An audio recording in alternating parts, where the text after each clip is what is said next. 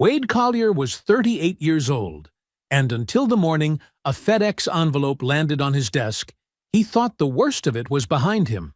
The divorce had been clean, or so Trish believed.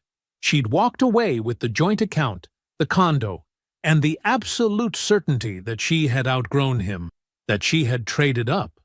Wade had let her believe every word of it. What Trish didn't know, what she couldn't know, was that the modest car, the long hours, the quiet life she'd dismissed as mediocrity were a deliberate construction. The LLCs were real. The acquisitions were real. The penthouse office, where two men in expensive suits waited nervously for his signature every morning, was real. She had spent 6 years building a story about a man going nowhere. Then she mailed him a wedding invitation, not out of courtesy, but out of cruelty. She wanted him in the audience, proof that she had won. So Wade showed up. He just didn't arrive by car. When the sound of rotor blades silenced every conversation on that Buckhead estate lawn, and a black helicopter descended with 2 bodyguards stepping out first, every guest, every family member, and the man standing at that altar turned to look. What happened next would cost Trish everything she thought she'd secured, but she never saw it coming. Before we jump into the story, comment where in the world you are watching from and subscribe, because tomorrow's story is one you need to hear. Through the floor-to-ceiling windows of his penthouse office, Atlanta's skyline stretched out like a steel and glass forest. Wade Collier sat at the head of a polished mahogany conference table, methodically reviewing each page of the acquisition document. His Mont Blanc pen moved with deliberate precision, his signature flowing across each marked line without hesitation. Across the table, Richard Whitman and James Peterson, both senior partners at their respective firms, shifted in their Italian leather chairs. Their expensive suits couldn't hide their growing impatience. They weren't used to waiting on anyone, but Wade had learned long ago that patience was a form of power. "Just a few more minutes, gentlemen," Wade said without looking up, his voice carrying the quiet authority of someone who knew his worth wasn't measured by other people's time. The property they were discussing, a prime piece of commercial real estate in Buckhead, had been on Wade's radar for months. Like everything else in his portfolio, he'd approached it carefully, strategically, letting others make noise while he worked in silence. His mind drifted briefly to Trish, who never understood this part of him. During their 6 years of marriage, she'd seen his measured approach as hesitation, his strategic patience as lack of ambition. She wanted flash, wanted status she could show off at charity galas and country club brunches. "You need to think bigger," she'd say, gesturing at his sensible sedan while her friends' husbands drove German sports cars. "Don't you want people to know what you're worth?" But Wade had learned from Lydia Okafor, his attorney, early in his career, true wealth stayed quiet. He'd structured everything through LLCs and trusts, not just for tax purposes, but for protection. When Trish's attitude toward him began to sour, that separation between his visible life and his actual worth had become a wall he maintained with increasing care. A soft knock at the door interrupted his thoughts. His assistant, Sarah, entered with a FedEx envelope.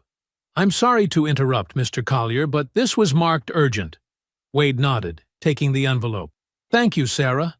Could you bring in some fresh coffee for our guests?" The 2 men across the table straightened slightly at the consideration, their impatience momentarily forgotten. This, too, was something Wade had learned. Small gestures often carried more weight than grand ones. He returned to the documents, completing his review with the same careful attention. Every detail mattered.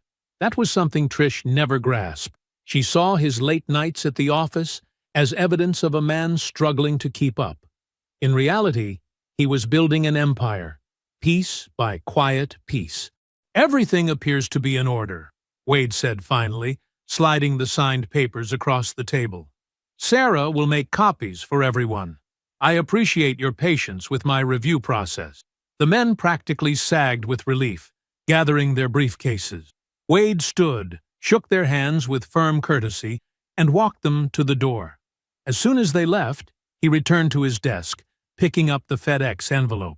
Inside was a cream-colored envelope, heavy cardstock with gold embossing, wedding invitation quality. He opened it carefully, unfolding the elaborate calligraphy inside. Patricia Ann Washington and Garrett Michael Holloway request the honor of your presence. Wade read it twice, his expression unchanged. The same discipline that had built his fortune now kept his features perfectly neutral. Trish had found what she thought she wanted. A man who wore success like a designer suit, who made big moves she could brag about at parties. He set the invitation down on his desk, reaching for his phone. 3 rings later, his brother's voice came through. "Wade, what's up?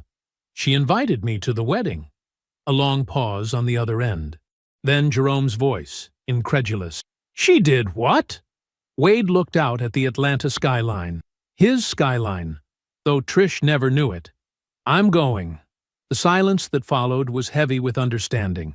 Jerome, who'd watched his brother build this life brick by careful brick, knew exactly what that calm statement meant.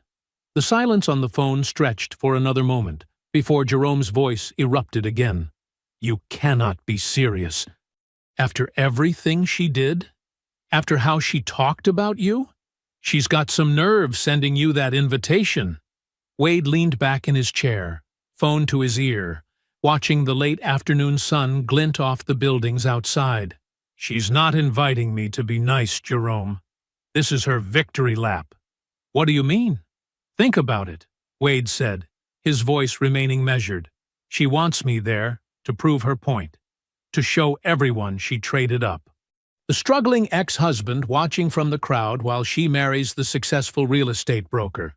"It's theater." Jerome's laugh was sharp and bitter. "Successful? Man's got more debt than a college freshman with a credit card. If she only knew—" "She will," Wade said simply. There was a pause as Jerome processed his brother's tone. "Wait, you're really going to do this?" "I am." "Why? Why give her the satisfaction of showing up?" Wade stood, walking to the window.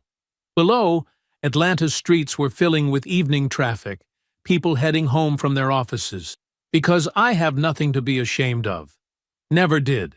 She built a story about who I was, told it to everyone who would listen. Time for that story to end. And you're sure about this? This isn't about trying to win her back or—" "Jerome," Wade cut him off gently. "That's not what this is. The woman I loved hasn't existed for years. Maybe never did. This is about truth." He could hear Jerome settling into the idea, his initial outrage giving way to understanding. "So, what's the play? First, I need to make a call to Lydia. Make sure there's no legal exposure. Then we'll handle logistics. I want you there before I arrive." "Before you arrive?" Jerome's voice held a note of curiosity. "How exactly are you planning to arrive?" "The helicopter. 2 security personnel. Nothing flashy, just professional." Jerome's laughter filled the line. "Nothing flashy? Brother, you're going to land a helicopter at her wedding. I'm going to arrive at a social event using my normal mode of business transportation," Wade corrected mildly. "The fact that she doesn't know it's my normal mode of transportation isn't my problem." After ending the call with Jerome, Wade contacted Lydia Okafor. His attorney's response was characteristically precise. "There's no legal restriction preventing your attendance," Lydia confirmed after reviewing the invitation. "It's a public event. You were formally invited. And your method of arrival, while dramatic, is within standard parameters for your business operations." Over the next few weeks, Wade coordinated the details with his usual thoroughness. His pilot filed flight plans. His security team did advance work on the venue. Jerome would arrive early, take his assigned seat, and wait. The morning of the wedding arrived clear and bright. Wade stood in his penthouse bedroom, adjusting his charcoal suit in the full-length mirror. No tie. He never wore them unless absolutely necessary. The suit was perfectly tailored, but understated, like everything else in his life. He thought about Trish getting ready at this same moment, probably surrounded by bridesmaids, feeling triumphant. She'd be beautiful. She always was. But for the first time since their divorce, he felt nothing about that beauty. The ache that had lingered in his chest had finally faded completely. His phone buzzed. Jerome checking in. "Everything set?" "All good," Wade replied. "You know where to be?" "Third row, left side, aisle seat." "I'll be the handsome one in the blue suit trying not to grin." Wade smiled slightly. "Keep it professional, Jerome. This isn't about making a scene," says the man about to land a helicopter at his ex-wife's wedding. "I'll see you there." Wade ended the call and did one final check in the mirror. His reflection showed exactly what he wanted it to show. A man at peace with himself, unhurried and unworried. He picked up his keys and phone, heading for the private elevator that would take him to the helipad on the building's roof. The morning sun was bright, the sky a perfect Georgia blue. Above the city's ambient noise, he could hear the helicopter's rotors already spinning up, his pilot running through pre-flight checks. It was going to be an interesting afternoon. The late afternoon sun cast long shadows across the manicured lawn of the Buckhead estate. White chairs lined up in perfect rows, filled with guests in their Sunday best, programs fluttering in their hands like nervous birds. At the altar, decorated with cascading white flowers and gauzy fabric, Garrett Holloway stood with his groomsmen, designer sunglasses perched on his face, his smile confident and wide. Donna Washington moved between the rows with practiced efficiency, checking names off her list and directing late arrivals to their seats. Her perfectly coiffed hair caught the sunlight as she bent to whisper something to the hostess, gesturing at the seating chart with manicured fingers. In the front row, Frank Washington sat quietly, tugging occasionally at his collar. His discomfort showed in the way he kept shifting in his chair, in how his eyes darted between the altar and the ground. He looked like a man who wanted to be anywhere else. The string quartet had just begun another gentle piece when the first guest heard it, a distant thumping sound that grew steadily louder. Heads turned skyward as the steady chop of rotor blades cut through the peaceful afternoon air. Conversations stopped mid-sentence. Programs lowered. All eyes fixed on the sleek black helicopter appearing over the tree line. Garrett's smile flickered for just a moment as the aircraft descended toward the adjacent field, kicking up grass and causing the decorative arrangements to sway. The corporate helicopter, unmarked, immaculately maintained, touched down with precision on the grass. The door opened. Two men in dark suits emerged first, their movements practiced and professional. Earpieces glinted in the sun as they scanned the area with subtle efficiency. Then Wade stepped out. He moved with unhurried grace, his charcoal suit perfect against the backdrop of polished black metal. He carried nothing, needed nothing.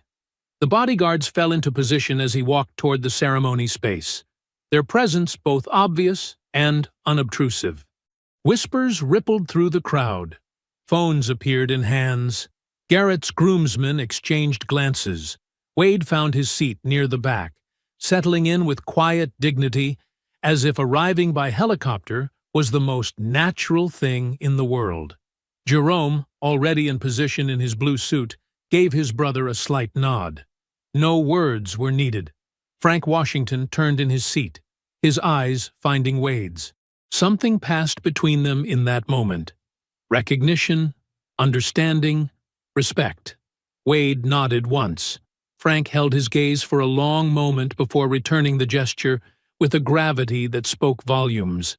Donna noticed the exchange and leaned over to her husband, whispering furiously. Frank remained still, his eyes forward, his silence its own kind of answer. The ceremony started 15 minutes late. When Trish appeared at the end of the aisle, she was a vision in white, her composure perfect, her smile radiant. But as she passed Wade's row, her eyes found him. The look lasted just a heartbeat too long, long enough for everyone watching to notice. long enough to matter. Wade met her gaze steadily, his face calm and unreadable. Then he looked away, turning his attention to the program in his hands. The dismissal was subtle but clear, not born of hurt or anger, but of genuine disinterest. Trish's step faltered almost imperceptibly before she continued her walk to the altar. During the reception, as guests mingled with champagne glasses in hand, Garrett made his way to Wade's table. His approach was smooth, practiced, the movement of a man used to working rooms and making deals. "Wade Collier," he said, extending his hand. "Trish mentioned you. What do you do?" Wade's handshake was firm but brief. "Real estate," he replied with a pleasant smile that revealed nothing. "No kidding." Garrett's interest sharpened visibly. "Commercial or residential?" "Development. Acquisitions, mostly." "Who do you work for?" Wade's smile didn't change. "Myself." He stood, straightening his jacket. "If you'll excuse me." Before Garrett could press further, Wade was moving through the crowd with purpose.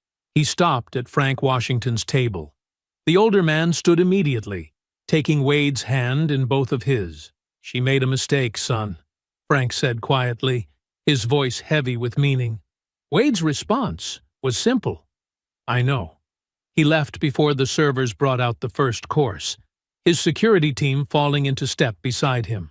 As the reception music began to play, the helicopter's rotors spun up. 3 different phones captured its ascent into the darkening sky, recording the moment when Wade Collier disappeared into the evening, leaving behind a crowd of people who would never see him quite the same way again. The morning sun streamed through the floor-to-ceiling windows of Wade's penthouse office, casting long shadows across the polished conference table. A week had passed since the wedding. 3 acquisition proposals lay open before him, each representing a different piece of Atlanta's growing commercial landscape. He made notes in precise handwriting, his focus absolute. His cell phone buzzed. Lydia Okafor's name appeared on the screen. "Wade," she said when he answered, her voice carrying its usual professional clarity. "I have something you need to hear. Are you somewhere private?" He closed the folder in front of him. "I am now. I've been running standard due diligence on that Southwest Atlanta property you're bidding on, the mixed-use development site near the Beltline." She paused, papers shuffling in the background. "There's a competing bid from Holloway Realty Group." Wade leaned back in his chair. "Garrett's company?" "Yes. As part of our standard vetting process, I pulled their financial disclosures." Another pause. "Wade, he's underwater. Completely." Wade said nothing, waiting. "The brokerage has missed 3 loan payments in the last 6 months. Every visible asset, the Porsche, the office lease, everything. It's all financed through high-interest loans. His personal credit report shows multiple accounts in collection." Lydia's voice remained steady, clinical. "The man is functionally broke. The entire operation is held together with leverage and prayer." Wade looked out at the Atlanta skyline, processing. "The wedding? Financed. The honeymoon, too, from what I can tell. But here's what's interesting. He's been aggressively seeking partnerships with established developers for the past year. He needs fresh capital and clean credit. Your ex-wife brought both to the marriage." The irony settled like lead in Wade's stomach. Trish had left him believing he lacked ambition, choosing instead a man whose entire life was a financial house of cards. "There's more," Lydia continued. "While reviewing the divorce records, I found something in the timeline.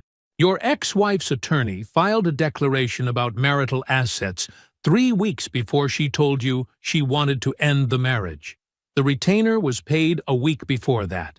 Wade's free hand tightened slightly on his armrest, the only visible sign of impact. "She planned it while she was still living in our house." "Yes, while still sleeping in your bed." From the dates, Wade absorbed this in silence, letting the full weight of it settle.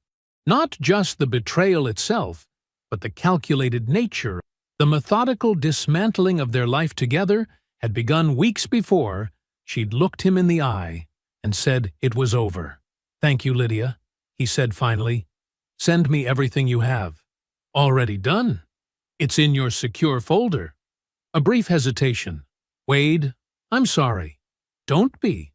This is valuable information." His voice remained steady. "Let me know what else you find." After ending the call, Wade sat motionless for several long minutes, watching the city bustle below. The revelation about Garrett's finances wasn't surprising. He'd sensed the hollow performance behind the man's confidence at the wedding.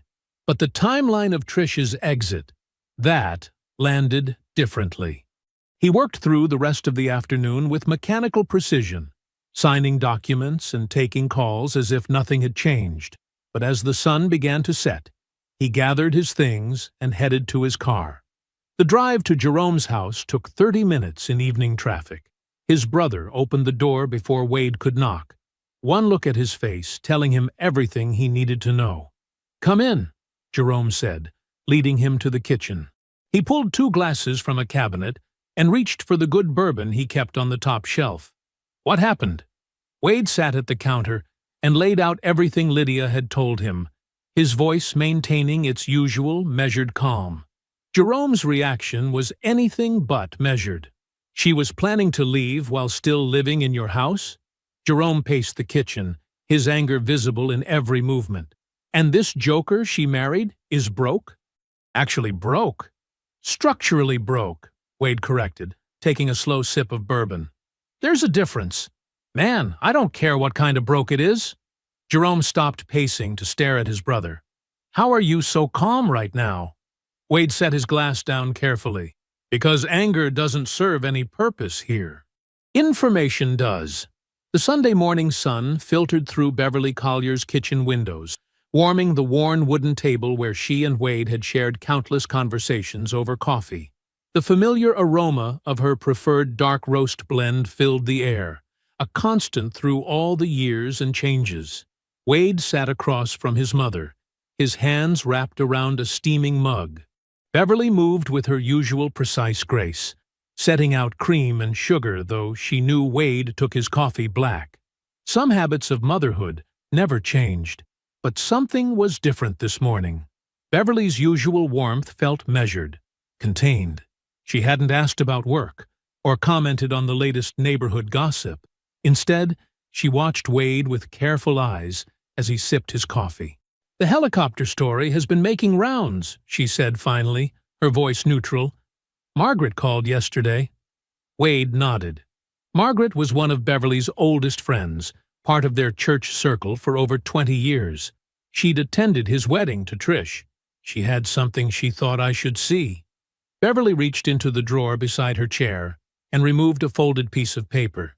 "She's had it for a while. Felt guilty about not sharing it sooner." She slid the paper across the table without further explanation. Wade set down his coffee and unfolded it carefully.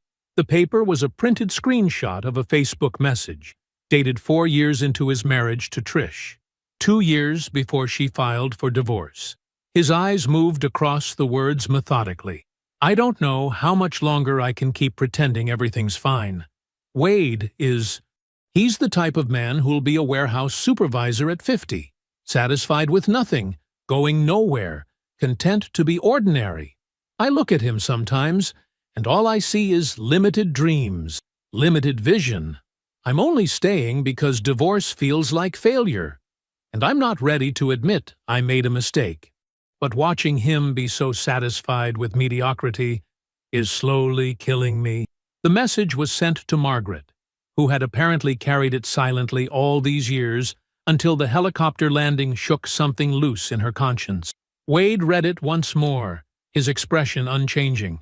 Then he folded the paper with the same careful precision he'd used to open it, tucking it into his jacket pocket. Beverly watched him, her hands clasped tightly around her coffee mug. The kitchen clock ticked loudly in the silence. "She wrote that while we were still living together," Wade said finally. "While we were still sharing meals, making plans, sleeping in the same bed." "Yes," Beverly said quietly. "She smiled at me every morning for 2 more years after writing this. Told me she loved me. Made Christmas plans with my family." His voice remained steady. But Beverly heard the weight beneath the words. "I wanted to tell you when Margaret first showed me," Beverly admitted. "But it wasn't my place then. The marriage was yours to navigate."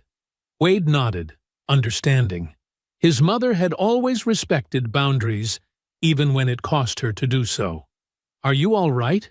Beverly asked finally, her voice soft with maternal concern. Wade considered the question honestly. The revelation should have devastated him. Proof that the woman he'd loved had held him in secret contempt while maintaining a facade of commitment. But instead, he felt an unexpected lightness. "I am," he said, meeting his mother's eyes.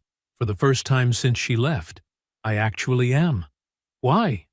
"Because I've spent 18 months wondering if I failed that marriage. If I should have done something different, been something more." He paused, taking another sip of coffee. "But I didn't fail anything. The marriage was over in her mind long before it ended on paper. She just didn't have the courage to say it to my face." Beverly reached across the table and covered his hand with hers. Her skin was warm from the coffee mug. "You know what the strangest part is?" Wade continued. "If she'd just been honest about her feelings, about Garrett, about any of it, I would have respected that more than the performance she gave instead." The Sunday morning light stretched across the kitchen floor, casting long shadows.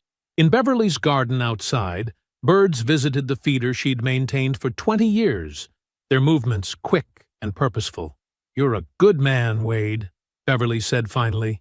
"The kind who builds things that last." She just couldn't see it. The downtown Atlanta office building was deliberately unremarkable. 15 stories of beige concrete and tinted windows, the kind of structure people walked past without noticing. Wade maintained a small suite on the 8th floor, specifically for meetings like this one.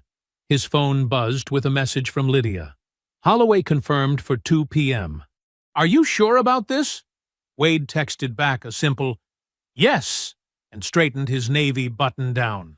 No tie, no jacket, nothing that suggested the wealth he actually commanded. The conference room was functional but modest. Water-spotted ceiling tiles, a scratched table that had seen better days, 4 comfortable but aging chairs. Everything about it said, mid-level developer trying to make it. At exactly 2 o'clock, the receptionist showed Garrett Holloway in. He wore a tailored gray suit that probably cost more than the conference room furniture combined. His smile was practiced, confident, the smile of a man who believed completely in his own performance. "Wade," Garrett extended his hand. "Thanks for making the time.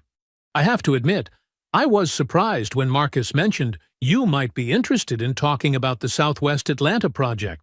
Marcus was the business intermediary Garrett had used to arrange the meeting, a commercial real estate broker who didn't know Wade well enough to know better. "Have a seat." Wade gestured to the chair across from him. He kept his voice pleasant but unremarkable. "Tell me what you're thinking." Garrett launched into his pitch with the smooth assurance of someone who had closed deals on charm before. He outlined his vision for the Southwest Atlanta property: mixed-use development, retail frontage, luxury apartments in the back. His hands moved expressively as he talked, painting pictures in the air. "The market's ready for this kind of upgrade in that neighborhood," Garrett continued. "I've got relationships with 3 potential anchor tenants already expressing interest." Wade listened, noting how Garrett used future revenue projections to gloss over current financial requirements. He waited until Garrett finished his initial presentation before asking his first question. "What's your equity position look like?" Garrett's smile didn't waver, but something flickered behind his eyes. "I've got several interested investors lined up. Once we have the basic partnership structure in place, I can bring them to the table." Wade nodded, keeping his face neutral. "And your current portfolio? What kind of projects have you completed in this size range?" "Holloway Realty Group has brokered over $50 million in commercial transactions in the last 3 years, Garrett said smoothly, sliding around the fact that brokering deals wasn't the same as developing properties.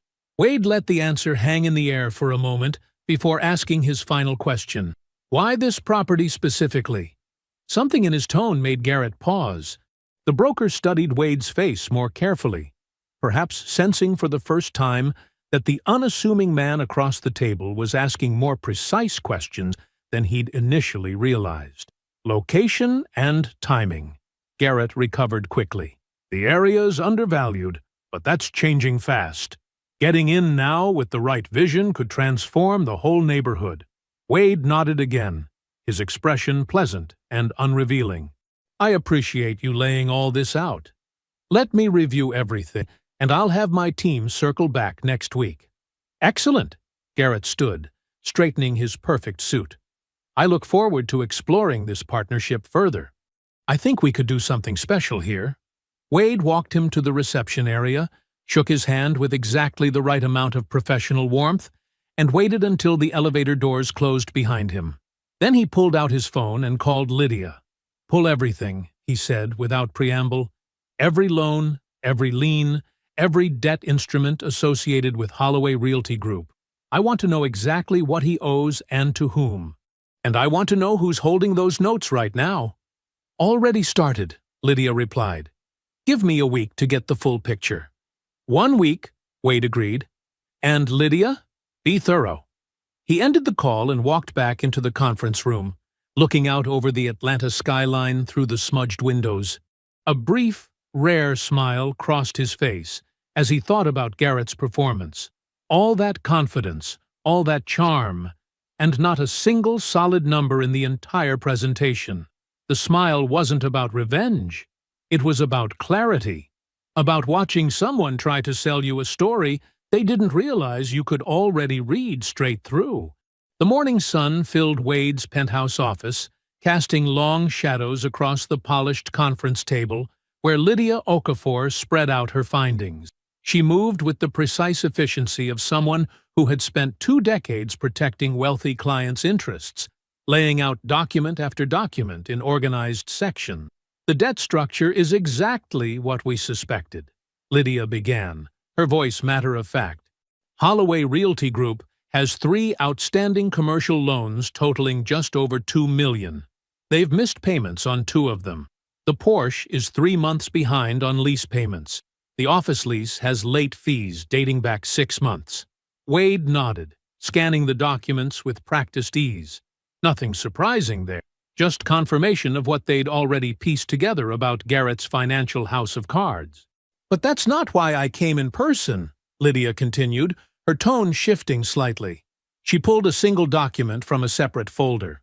While tracking down property records, my investigator found something in the rental histories, something that doesn't match the timeline we were given. Wade looked up, catching the careful way Lydia chose her words. She rarely editorialized findings. Her professional detachment was one of her greatest assets. But there was something in her voice now, a slight hesitation that made him focus more intently. What did you find? Lydia slid the document across the table. It was a lease agreement for a luxury short-term rental property in Buckhead, dated 5 years ago. 2 signatures at the bottom, Garrett Holloway and Patricia Washington. Wade stared at the document, his mind automatically calculating backwards. 5 years ago. 1 year before Trish had written that Facebook message calling him ordinary. 3 full years before she told him she wanted a divorce. 3 years before she claimed to have reconnected with Garrett after the marriage ended. We verified the signatures, Lydia continued quietly, and the payment records. They maintained the lease for 6 months. Wade stood slowly, document in hand, and walked to the floor-to-ceiling windows. Atlanta sprawled out below, morning traffic crawling through the downtown streets. He could see his reflection ghosted against the skyline, still and straight-backed, the paper hanging loose in his grip. Everything reorganized itself in his mind. Not a marriage that had slowly crumbled under the weight of different ambitions. Not even a wife who had grown contemptuous, and then found someone new. This was something else entirely. A deliberate double life, maintained for years.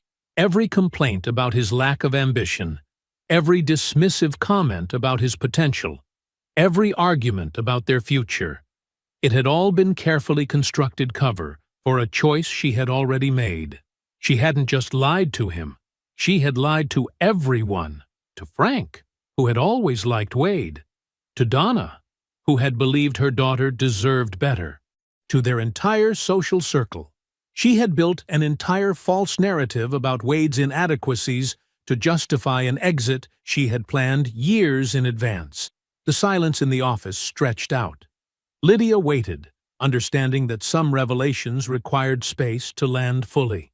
Wade continued staring out at the city, completely still except for the slight movement of his thumb running over the edge of the paper.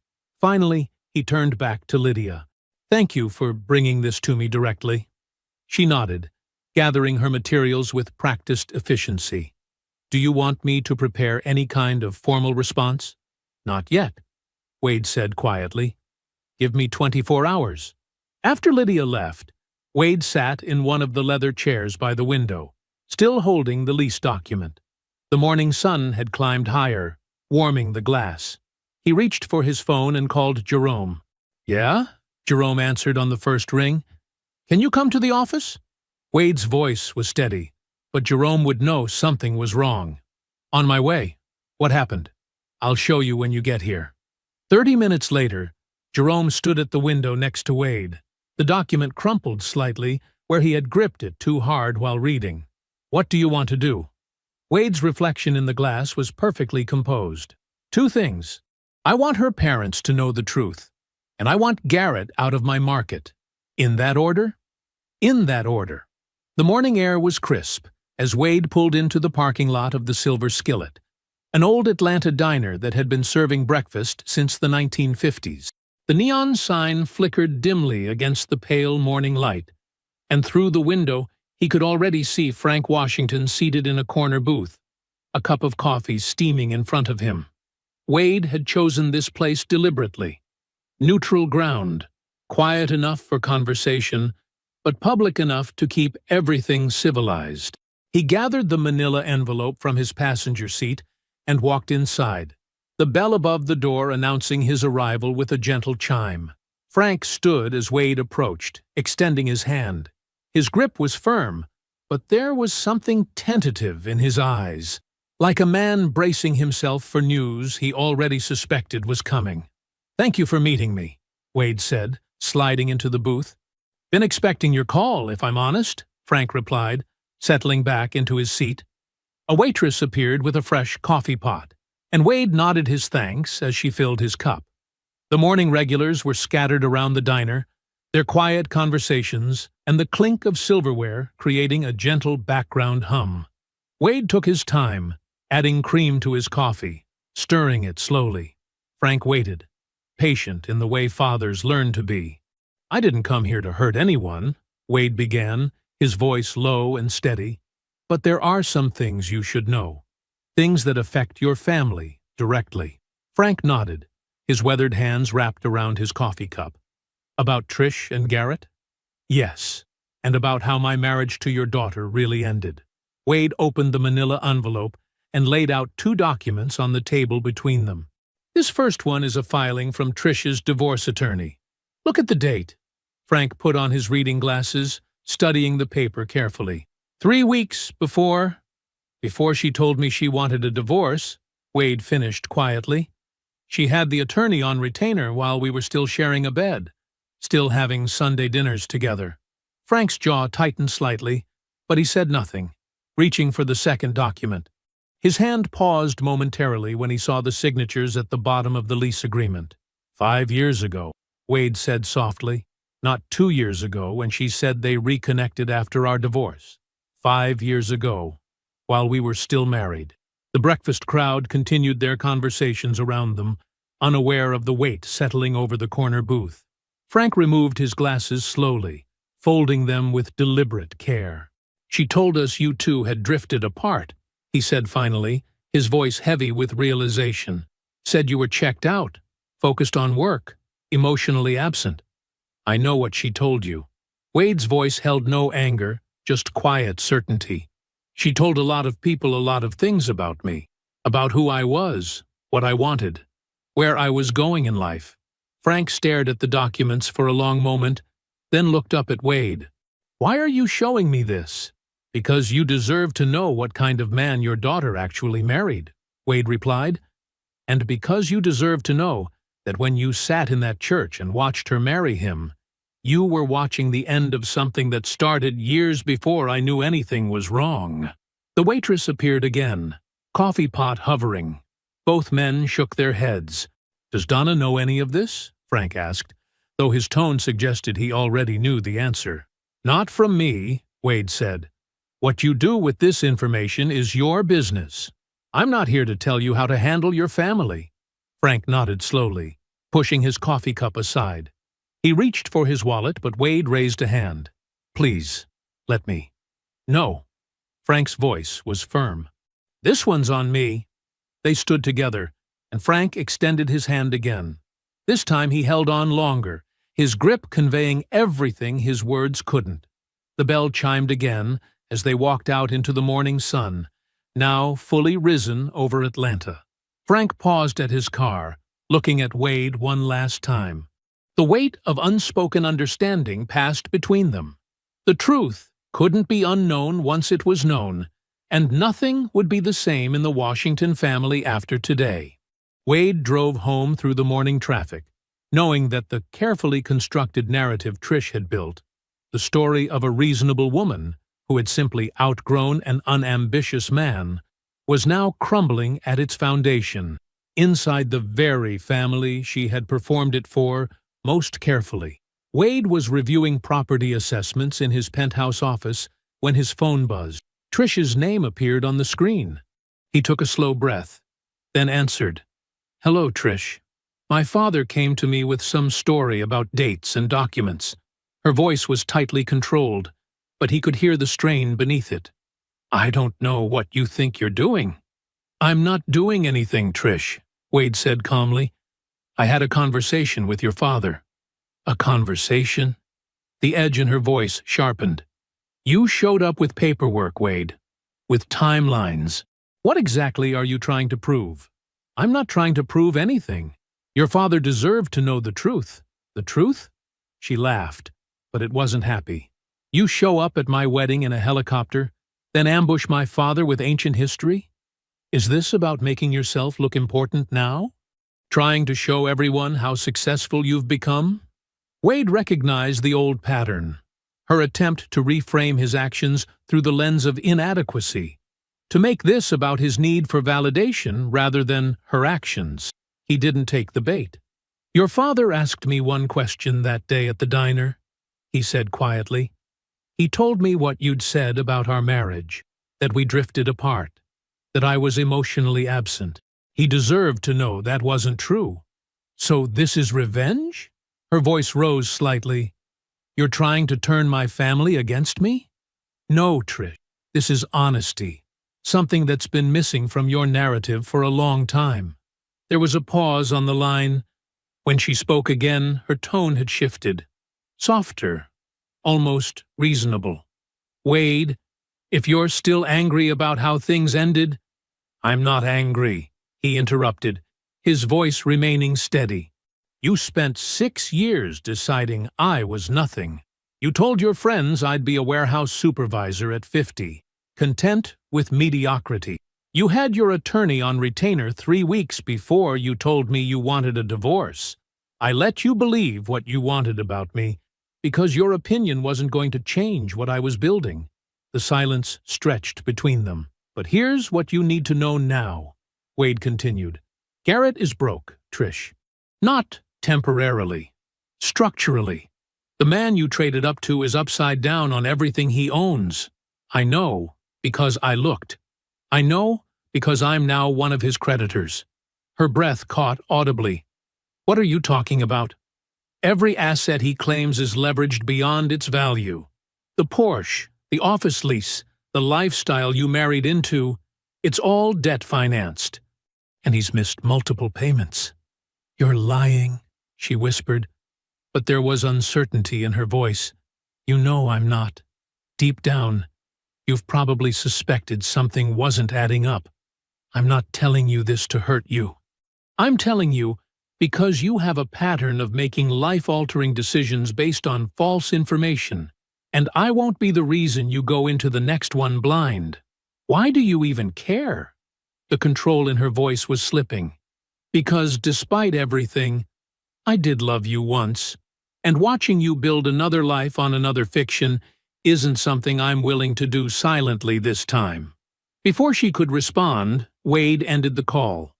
He set his phone down and looked out over the Atlanta skyline, the afternoon sun glinting off glass towers. His desk phone buzzed. "Mr. Collier, Ms. Okafor is on line 1. Put her through." "It's done," Lydia said without preamble. The note acquisition was completed 20 minutes ago. Clean, legal, fully documented. "Thank you, Lydia. Do you want me to initiate the call notice now?" "No," Wade said, still looking out at the city. "Let's wait. He'll figure it out soon enough." As if on cue, his phone buzzed again. "Mr. Collier, Garrett Holloway's attorney is asking to speak with legal counsel regarding a loan note transfer." "Forward him to Lydia," Wade said simply. He remained at the window, watching the city move below. The truth was out now. All of it. What happened next would happen in its own time, at its own pace. He had learned the value of patience. He could wait.